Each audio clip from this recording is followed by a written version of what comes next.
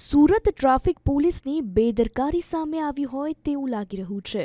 જી હા, એક Activa ચાલકનું Activa ઘરે હોવા છતાં તેને 3 ઓનલાઈન મેમો ફટકારાયા। જી હા, આ 3 મેમો જોઈને ફરિયાદી પણ ચિંતામાં મુકાઈ ગયો કે તેમણે ઘરની બહાર એક્ટિવા કાઢ્યું જ નથી તો મેમો આવે કઈ રીતે। સુરત પોલીસમાં આ બાબતે અરજી પણ કરવામાં આવી છતાં કોઈ નિકાલ નથી આવ્યો। આ બાબતે ફરિયાદી શું કહી રહ્યા છે આવો સાંભળીએ। मेरे अभी तक 3 मेमो आए हैं और मैं घर पे बैठा था तो मेरे पास मेमो आए थे। तो मैंने देखा कि भाई दो दिन पहले तो मैं घर पे ही था और अभी भी मैं घर पे ही था। तो मेमो कैसे आया? फिर मेरे जहाँ से गाड़ी लाई मैं दोस्त को फ़ोन किया, दोस्त ने वो आरटीओ वाले को फ़ोन किया।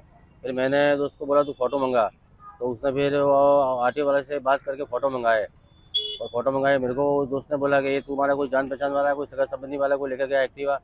तो मैंने बोला नहीं, ये तो कोई हमारा कोई सगे संबंधी वाला कोई है ही नहीं है।